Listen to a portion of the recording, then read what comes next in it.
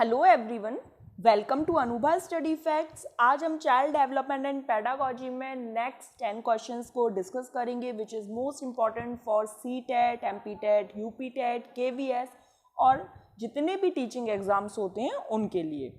First है, भाषा के अर्जन एवं विकास के लिए सर्वाधिक संवेदनशील अवधि कौन सी है? जन्म पूर्व अवधि, प्रारंभिक बाल्यावस्था, मध्य बाल्यावस्था और किशोर अवस्था। तो जो अर्ली चाइल्डहुड है गाइज, जो अर्ली चाइल्डहुड है, प्रारंभिक बाल्यावस्था है, वो सबसे ज़्यादा सेंसिटिव पीरियड होता है लैंग्वेज डेवलपमेंट का। चाइल्डहुड जो होती है वो दो सेक्शन में उसको डिवाइड किया होता है, अर्ली चाइल्डहुड, प्रारंभिक बाल्यावस्था और उत्तर बाल्यावस्था। जो प्रारंभिक बाल्यावस्था होती है उसको प्याजे के अकॉर्डिंग हम प्री ऑपरेशनल स्टेज कहते हैं और उत्तर बाल्यावस्था को कॉन्क्रीट ऑपरेशनल स्टेज कहते हैं। प्रारंभिक बाल्यावस्था जो होती है वो 2 से 6 वर्ष की होती है। नेक्स्ट है, निम्नलिखित में से कौन सी लॉरेंस कोलबर्ग के द्वारा प्रस्तावित नैतिक विकास की एक अवस्था है? प्रसूति अवस्था, सामाजिक अनुबंध अभिविन्यास, मूर्त संक्रियात्मक अवस्था और उद्योग बनाम अधीनता अवस्था। तो गाइज जो सोशल कॉन्ट्रैक्ट ओरिएंटेशन है, सामाजिक अनुबंध अभिविन्यास है, वो दी गई है लॉरेंस कोलबर्ग के द्वारा। इसे हम इसी वीडियो में बहुत अच्छे से डिस्कस करेंगे। जो इंडस्ट्री वर्सेस इंफीरियरिटी है वो किसके द्वारा दी गई है? एरिक एरिक्सन के द्वारा। अब हम इसको समझ लेते हैं। लेवल कितने हैं? 3 लेवल हैं। स्टेज कितनी है? 6 स्टेजेस हैं। फर्स्ट स्टेज है ओबीडियंस एंड पनिशमेंट की। ओबीडियंस एंड पनिशमेंट की जो है उसमें क्या होता है, जो बच्चा है वो पनिशमेंट से बचने के लिए आपकी आज्ञा का पालन करता है। No difference between doing the right thing and avoiding punishment. बच्चे को ये मतलब नहीं क्या सही है क्या गलत है, बस वो केवल इसलिए कि उसको पनिशमेंट ना मिले इसलिए वो आपकी आज्ञा का पालन करेगा। सेल्फ इंटरेस्ट मतलब बच्चा ये कहेगा कि भाई आप मेरे लिए कुछ करो तभी मैं आपके लिए कुछ करूँगा। टेट फॉर टैट वाली स्टेज होती है। कन्फर्मिटी एंड इंटरपर्सनल अकॉर्डिंग मतलब यहाँ पे क्या होगा, good boy good girl orientation होगा। बच्चा केवल अच्छा दिखने के लिए काम करेगा, ये स्कूल एज होती है। ऑथोरिटी एंड सोशल ऑर्डर मतलब होता है स्कूल एज होगी ये। इसमें क्या होगा, जो रूल्स फिक्स्ड हो गए हैं वो बच्चा बिल्कुल एज इट इज उन रूल्स को फॉलो करेगा चाहे कंडीशन कुछ भी बने। सोशल कॉन्ट्रैक्ट में क्या होता है, ये टीनेजर जो अडोलसेंस होती है उसमें आती है। इसमें क्या है, बच्चा समझने लगता है मोरल रूप से क्या राइट है क्या रॉन्ग है। सोसाइटी के द्वारा जो रूल्स बनाए गए हैं, जो नॉर्म्स वैल्यूज हैं, जैसे रेड लाइट क्रॉस नहीं करना एक्सेट्रा, बहुत सारी चीज़ें हैं, तो वो उनको समझने लगेगा कि हम किस कंडीशन पे रेड लाइट क्रॉस कर सकते हैं और किस पे नहीं, और हमें करना भी चाहिए या कभी भी नहीं करना चाहिए चाहे कोई भी कंडीशन बने।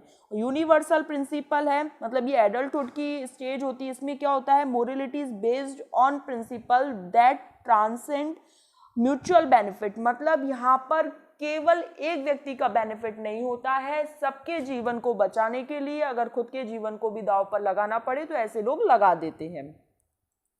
नेक्स्ट है, कक्षा में परिचर्चा के दौरान एक शिक्षक प्रायः लड़कियों की तुलना में लड़कों पर अधिक बल दे रहा है। मतलब वो क्या कर रहे हैं, वो पक्षपात कर रहे हैं। तो इसका आंसर होगा जेंडर बायस, जेंडर पक्षपात कर रहे हैं। जेंडर स्टीरियोटाइप क्या होता है गाइस, रूढ़िबद्धता चली आ रही है कि भाई जो महिलाएं हैं वो घर का काम करेंगी, वो खाना बनाएंगी, पुरुष जो है वो बाहर का काम करेंगे, तो वो स्टीरियोटाइप कहलाता है। और किसी भी एक पक्ष की तरफ अगर झुकाव है, चाहे वो गर्ल्स की तरफ हो चाहे बॉयज की तरफ हो, किसी एक पक्ष की तरफ अगर झुकाव होता है तो वो जेंडर बायस कहलाता है, जेंडर पक्षपात कहलाता है। लेकिन अगर रूढ़िबद्धता जो वर्षों से चली आ रही हैं उनको हम क्या बोलेंगे, जेंडर स्टीरियोटाइप बोलेंगे, तो याद रखिएगा। नेक्स्ट है, बच्चों में जेंडर रूढ़िवादिता मतलब स्टीरियोटाइप एवं जेंडर भूमिका जो जेंडर रोल्स है अनुरूपता को कम करने के लिए क्या करें? पक्षपात, जो जेंडर पक्षपात है उसके बारे में परिचर्चा करें, विशिष्ट भूमिकाओं को महत्व दें, पृथक खेल समूह बनाएं, पृथक बैठने की व्यवस्था करें। तो गाइस जेंडर पक्षपात के बारे में जब तक हम चर्चा नहीं करेंगे हम उन्हें दूर नहीं कर पाएंगे। डिस्कशन अबाउट जेंडर बायस, कहाँ पर किस पक्ष में ज़्यादा झुकाव हो रहा है, वो पक्ष उस पक्ष की तरफ उतना झुकाव क्यों हो रहा है, हम बॉयज़ को ही प्रमोट क्यों कर रहे हैं या हम गर्ल्स को ही प्रमोट क्यों कर रहे हैं। आप ऐसा नहीं है कि अगर आप बच्चों को सेग्रीगेट कर दें या फिर आप केवल स्पेसिफिक रोल्स बना दें या उनके बैठने की व्यवस्था अलग कर दें तो मतलब आप उस चीज़ को बढ़ावा दे रहे हैं, आप उस चीज़ को कम नहीं कर रहे हैं। आई होप आप समझ पा रहे होंगे। निम्नलिखित में से किस मनोवैज्ञानिक ने बच्चों को ज्ञान के सक्रिय जिज्ञासु के रूप में देखते हुए उनके चिंतन पर सामाजिक एवं सांस्कृतिक, शब्दों को ध्यान से देखिएगा, इस सोशल एंड कल्चरल की बात किसने कही है, तो लेव वाइगोत्स्की के द्वारा की गई है। लेव वाइगोत्स्की की जो थ्योरी का नाम है वो क्या है, सोशियो कल्चरल थ्योरी है, सामाजिक सांस्कृतिक थ्योरी। सिद्धांत इनके द्वारा दिया गया। इन्होंने ये कहा था कि जो बच्चा है वो क्या करता है, सोसाइटी से इंटरेक्शन के थ्रू सीखता है, बातचीत करके सीखता है। कम्युनिकेशन को इन्होंने ज़्यादा इम्पोर्टेंस दी, लैंग्वेज को इन्होंने ज़्यादा इम्पोर्टेंस दी।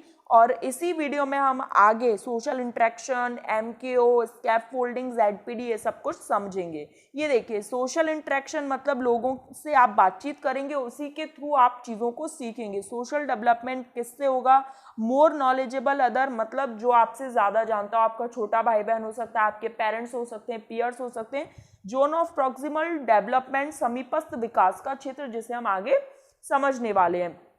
तो जहाँ पर भी ये बात आ जाए कि सोसाइटी के थ्रू सीखा गया, समाज के थ्रू सीखा गया, संस्कृति के थ्रू चीज़ों को सीख रहे हैं, सोसाइटी ने जो रूल्स बनाए, वैल्यूज, नॉर्म्स है, उनको पालन कर रहे हैं। तो क्यों कर रहे हैं, क्योंकि हम वहाँ से 4 चीज़ें सीखेंगे। अगर हम समाज में उठेंगे बैठेंगे नहीं, अगर हम सामाजिक नहीं बनेंगे तो हम चीज़ें नहीं सीख पाएंगे। तो हम सोशल इंटरेक्शन के थ्रू चीज़ों को अपने अंदर अंतर्निहित करते हैं, आत्मसात करते हैं।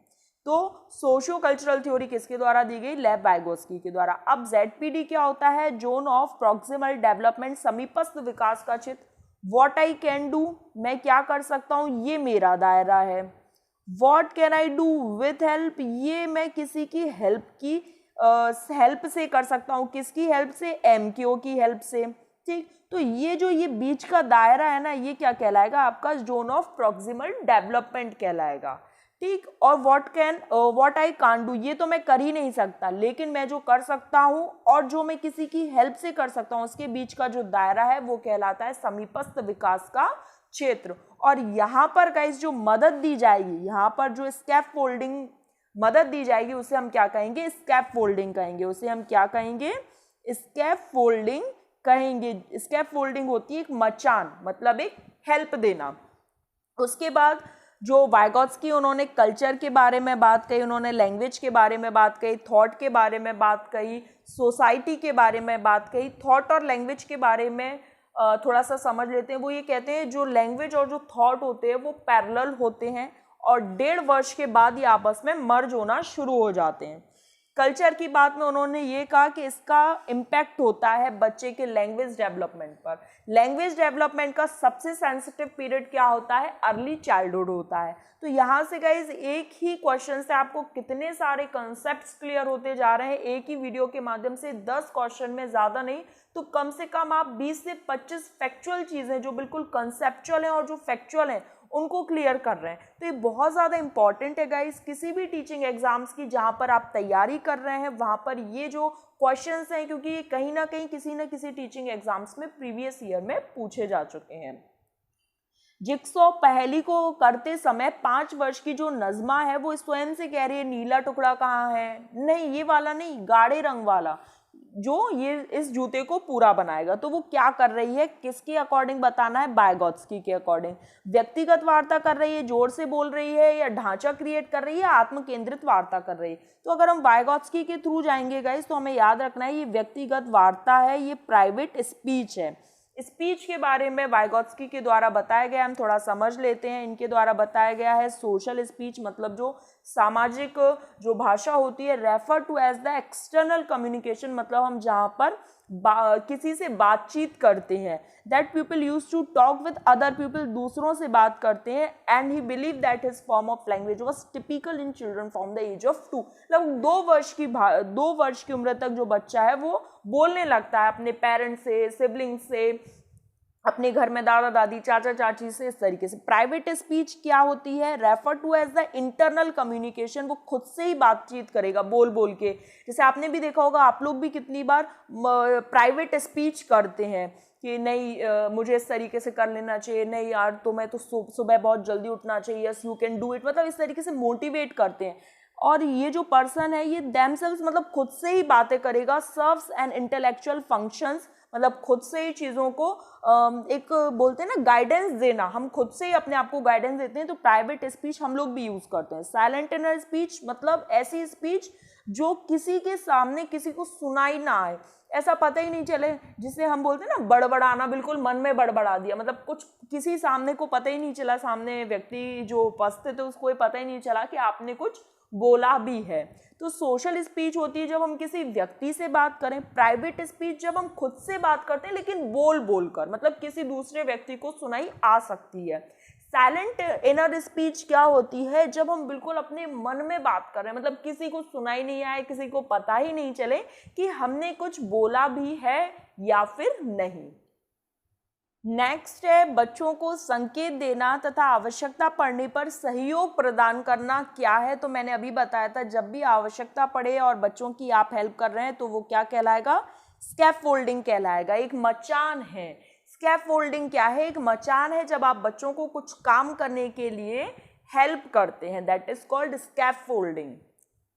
A temporary structure of help, एक टेम्परेरी मतलब किसी सम को सॉल्व करने में आप बच्चे को हिंट दे रहे हैं, थोड़ा थोड़ा सा जहां पर वो बीच में अटक रहा है वहां पर आप उसको हेल्प कर रहे हैं, तो वो क्या कहलाएगा, स्कैफोल्डिंग कहलाएगा। नेक्स्ट है निम्नलिखित व्यवहारों में से कौन सा जीन पियाजे के द्वारा प्रस्तावित मूर्त संक्रियात्मक अवस्था को दर्शाएगा।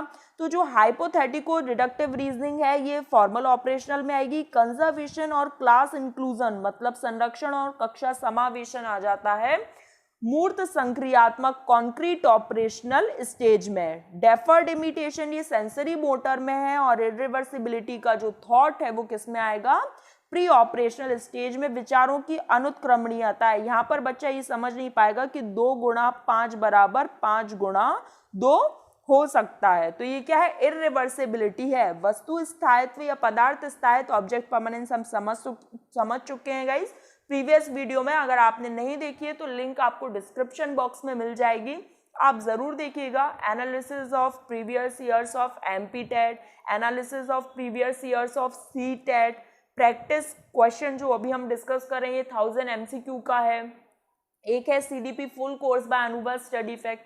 इन सब की लिंक आपको डिस्क्रिप्शन बॉक्स में मिल जाएगी, एक बार जरूर देखिएगा, क्योंकि हम कहीं ना कहीं किसी ना किसी सेशन में इसको बहुत अच्छे से डिस्कस कर चुके हैं।